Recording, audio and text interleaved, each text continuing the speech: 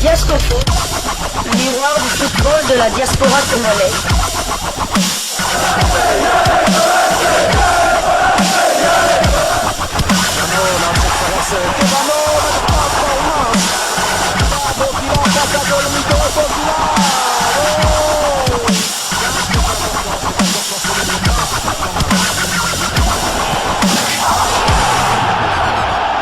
Diasco Foot, le miroir du football de la diaspora congolaise. Vous êtes sur Diasco Foot, le miroir du football de la diaspora congolaise.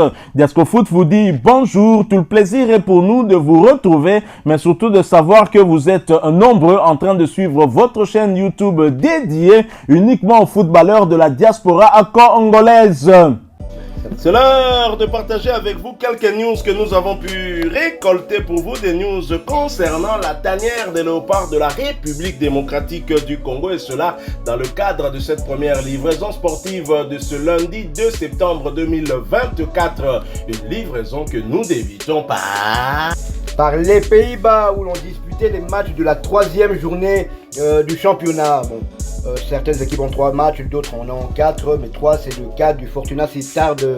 Défaite 0-3 à domicile du Fortuna Sittard face au NEC Nimeg. Samuel Bastin est entré à la 46e minute de jeu. Son temps de jeu est de 82 minutes sur 289. Il a joué 3 matchs sur 3. Sittard a donc perdu pour la première fois en championnat cette saison. Ils sont 5e au classement avec 6 points. Ils comptent 2 victoires, 0 nul et 1 défaite. 5 buts marqués et 3 buts encaissés. Lors du prochain match, ce qui se déroulera après la trêve internationale, ils se déplaceront à Breda le samedi 14 septembre. Tout comme le Fortuna Sittard, Willem Tué a subi une première défaite de la saison. Battu 1-2 face au Spartak de Rotterdam. Bokila avait débuté la rencontre sur le banc avant de faire son entrée au jeu à la 80e minute de jeu. Son temps de jeu cette saison est de 78 minutes sur les 389 possibles. Il a joué les 4 matchs de son équipe. Willem Tué pointe à la 9e place de la Eredivisie avec 5 points. Une victoire, 2 nuls et 1 défaite. 5 buts marqués et 3 buts encaissés. Prochaine journée, Willem Tué recevra le RCK Waalwijk le dimanche 15 août dans le cadre de la 5e journée de la Eredivisie. Metinho, quant à lui, n'a pas joué ce match. Il est resté sur le banc tout au long de la rencontre. Son temps de jeu reste donc à 80 minutes sur les 389 possibles. Il a joué 3 des 4 matchs de son équipe. Le Spartak Rotterdam réalise un bon début de saison. Ils sont toujours invaincus après 4 journées. Ils sont 7e au classement avec 6 points. Une victoire, 3 nuls et 0 défaite. 4 buts marqués et 3 buts encaissés. Le Spartak Rotterdam accueillera Go Ahead Eagles le dimanche 15 août dans le cadre de la 5e journée de la Eredivisie hollandaise. Nous quittons la Hollande, nous revenons dans la tanière des léopards de la République démocratique du Congo pour partager avec vous l'écho de notre prochain adversaire. Il s'agit de la Guinée-Conakry que les léopards accueilleront le week-end prochain, le 6 septembre à Kinshasa, au stade des Martyrs, dans le cadre du début des éliminatoires de la CAN Maroc 2025. Et le Sili national se déplacera à Kinshasa incomplet, tellement que l'équipe connaît beaucoup de blessés. Certains sont plutôt des cadres. Nous en parlons grâce à cet article de nos confrères d'Afrique Foot, article intitulé Guinée, Guirassy et 2 cadres forfaits contre la RDC. Je vais vous lire cet article qui nous donne cette information. Une mauvaise nouvelle pour le Sili national, mais peut-être une bonne pour les léopards de la République démocratique du Congo. Un système ka yambongo tiaka na face mi balé to ça nini. Soya mabe pour la bango, c'est qu'il y a bien pour la biso.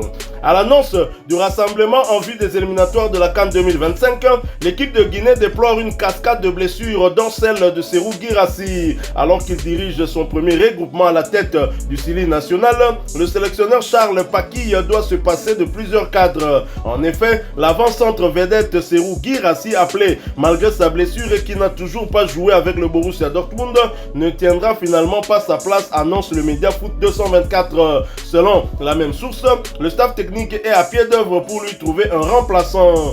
So et Silla aussi sur le carreau. Saïdou So est forfait lui aussi sur blessure. touché en Ligue 1. Vendredi, le défenseur central de Strasbourg sera remplacé par Ibrahima Sori Conté de l'Utah Arad en Roumanie. Sorti au bout de la 10e minute de jeu samedi contre Nantes, le latéral gauche Isiaga Silla, qui signait son retour à la compétition avec Montpellier à la suite d'une blessure, manquerait également. Les débuts de Paki, son suppléant, devrait être annoncé très prochainement. À cette longue liste de blessures s'ajoute celle de François Kamano, frappé d'un pépin mercredi en Saoudi Pro League devant Al Hilal, sorti à la 68e minute.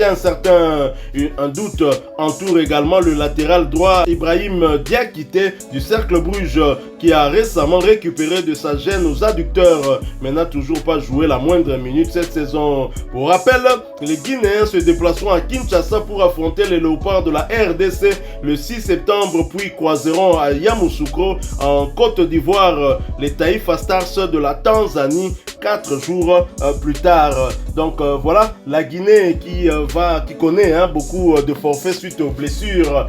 Mais on peut dire que c'est une mauvaise nouvelle pour nos amis guinéens.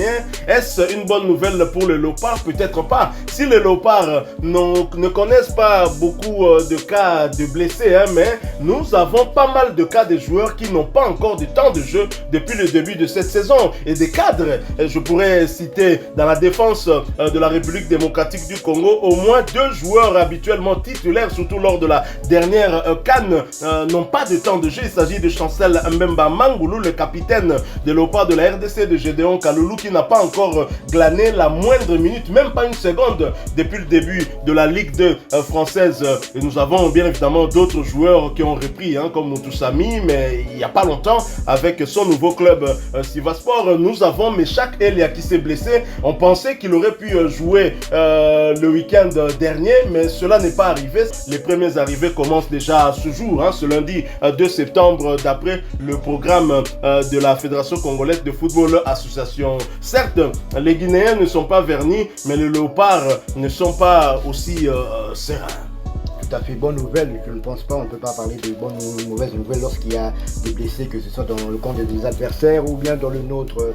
Car même avec 3 joueurs en moins dans la sélection, ils vont quand même jouer à 11. Donc ils vont quand même jouer à 11. Je l'avais déjà dit lorsque le sélectionneur Kaba Diawara avait été remercié. Il faut se méfier de la bête blessée. L'éléphant est blessé. Donc, il faudra vraiment se méfier. Moi, donc, Nzokwa Zoki, tout à fait. Donc, il faudra se méfier de cette équipe guinéenne. C'est vrai que Guirassy, les chiffres parlent pour lui, un meilleur buteur africain de la saison. D'ailleurs, notre attaquant Simon Balda était 3e meilleur buteur, si mes souvenirs sont bons. Guirassy, meilleur buteur, mais dans la sélection, je ne pense pas qu'il est aussi efficace.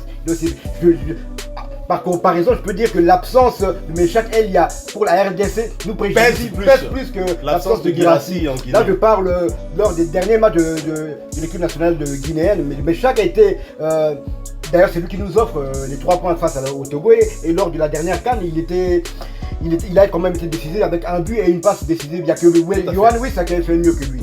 Donc, je dirais que Meshak Elia, l'handicap de Meshak va plus nous handicaper que peut-être l'absence de Guirassy. Vous avez raison, d'autant que lors de la dernière CAN, Guirassy était déjà souvent blessé. Il n'a pas beaucoup joué. Je pense que c'est des joueurs comme Bayo qui ont porté cette équipe guinéenne. Et la Guinée, on le sait, a fait un parcours plutôt honorable. Tout à fait. Et même, vous regardez, après leur victoire en Algérie, Guirassy n'a été titulaire, mais il n'a pas été décisif non plus. Mais c'est vrai qu'un match n'est pas un autre, mais c'est vrai que ça sera plus compliqué. Comme je le dis encore, l'absence de Meshak Elias va plus nous pénaliser. Je pense, en tout cas, à mon humble avis. En tous les cas, ce sera un duel que nous ne manquerons pour rien au monde face à une équipe qui aura à cœur de se venger de cette élimination devant son public, parce que la Guinée en Côte d'Ivoire est quasiment à domicile. Mais nous souhaitons quand même un prompt rétablissement à tous ces joueurs qui sont blessés. Certains ne sont peut-être pas en forme, mais c'est le cas aussi de la République démocratique du Congo, d'autant plus que les championnats venaient à peine de répandre. On a peut-être de la chance d'avoir certains joueurs qui évoluent en Afrique. La Guinée Guinée aussi d'ailleurs, comme Fiston Maël Kalala, qui est très très en forme et qui est en jambes, justement parce que lui a continué de jouer juste après la Coupe d'Afrique des Nations. Et que dire de Samuel Essendé? Vous avez bien me souvenir qu'on avait quasiment joué à l'extérieur face à la Guinée, mais on les avait battus une victoire sans appel de la RDC. D'ailleurs, la Guinée lors du deuxième match des qualifications, quand ils recevront la Tanzanie du côté de la Côte d'Ivoire. Donc on peut dire que c'est comme si c'était deux pays voisins, ils sont quasiment à domicile. Voilà qui met fin à cette première livraison sportive de ce lundi 2 septembre 2024. Tic-tac, tic-tac, on se rapproche petit à petit de cette date du 6 septembre fatidique, date du rendez-vous entre les léopards de la RDC et le Sili national de Guinée pour le compte de cette première journée des éliminatoires de la CAN Maroc 2025. Alors si vous avez aimé cette première livraison, laissez-nous un maximum de j'aime. Merci de partager avec nous en commentaire votre point de vue. Abonnez-vous sur cette chaîne Diasco Foot parce que nous sommes le miroir du football de la diaspora congolaise et n'oubliez pas d'activer la petite cloche de notification histoire de ne plus rien manquer des prochains sujets que nous allons vous proposer encore une fois. Merci à vous avec espoir de vous retrouver bientôt dans un autre sujet d'actualité. En attendant, portez-vous bien et Diasco Foot vous dit au revoir.